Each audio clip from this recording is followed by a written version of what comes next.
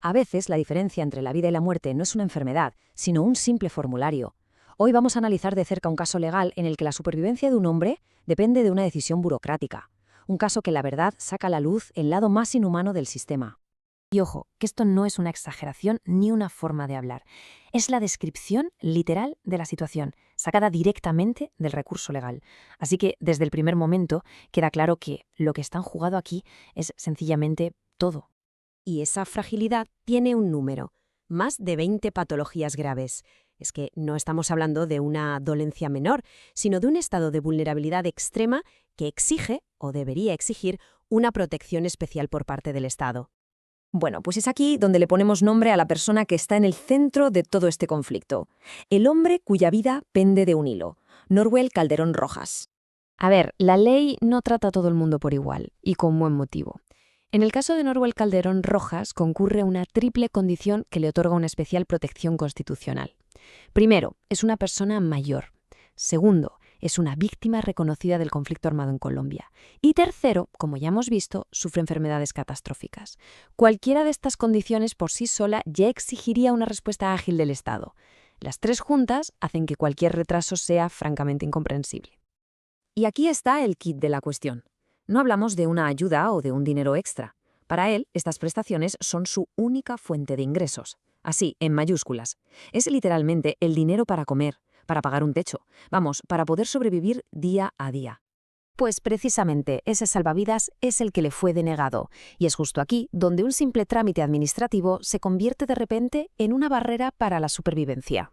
La entidad protagonista de esta historia es Colpensiones, el organismo público que gestiona las pensiones en Colombia, y su decisión fue tajante: denegar el pago, sin más. Fijaos qué bien se ve aquí el sinsentido burocrático. En un lado de la balanza tenemos la necesidad vital, la supervivencia de una persona, y en el otro, un supuesto error de forma en un documento. La decisión que se toma, anteponer el papel a la persona, la forma al fondo. Es increíble. Pero esperad, que la historia se complica todavía más, porque la justificación de Colpensiones no solo parece totalmente desproporcionada, sino que, como vamos a ver ahora, es, en el fondo, una completa incoherencia. Claro, aquí la pregunta cae por su propio peso. Si el formulario tenía un error tan garrafal, ¿era la primera vez que se encontraban con uno así? ¿Nadie se había dado cuenta antes? Es que la cronología de los hechos no deja lugar a dudas.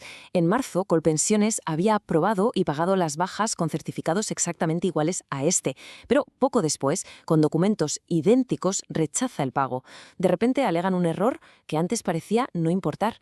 Esto no es un simple descuido, es una contradicción en toda regla. Esta cita del recurso legal resume perfectamente la frustración que se siente.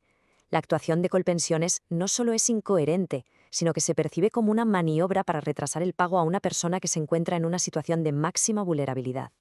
Vale, y frente a este muro de papeleo, ¿qué se puede hacer? ¿Hay alguna salida? Pues la respuesta está en la propia ley, que, por suerte, tiene herramientas para proteger a la ciudadanía de estas situaciones.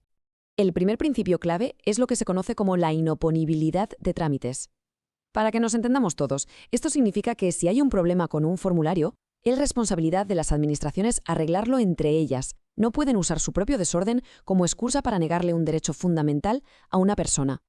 Y el segundo concepto importante es el de precedente vinculante. ¿Qué quiere decir esto? Pues básicamente que la justicia tiene que ser coherente. Si un tribunal superior ya ha tomado una decisión sobre un caso prácticamente idéntico, las administraciones, como Colpensiones, están obligadas a seguir esa misma línea. No vale inventarse una regla nueva cada vez.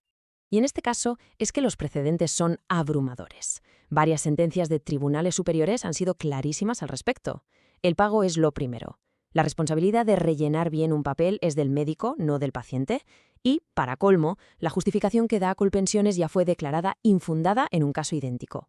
Vamos, que la ley ya se ha pronunciado sobre esto. Y no una, sino varias veces. Y todo esto nos lleva al fondo de la cuestión, que va mucho más allá de este caso concreto para tocar un principio de justicia que debería ser universal. Al final, la historia de Norwell Calderón Rojas nos obliga a pararnos a pensar algo fundamental.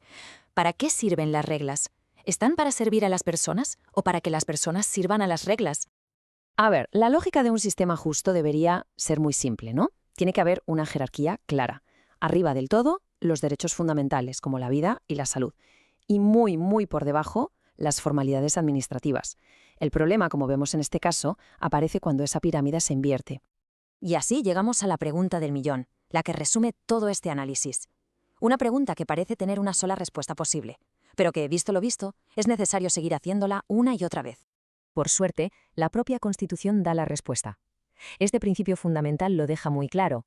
La justicia real, el derecho a la vida, a la dignidad, todo eso siempre debe prevalecer sobre los meros trámites. Es el principio que da esperanza en esta lucha contra el muro de papel.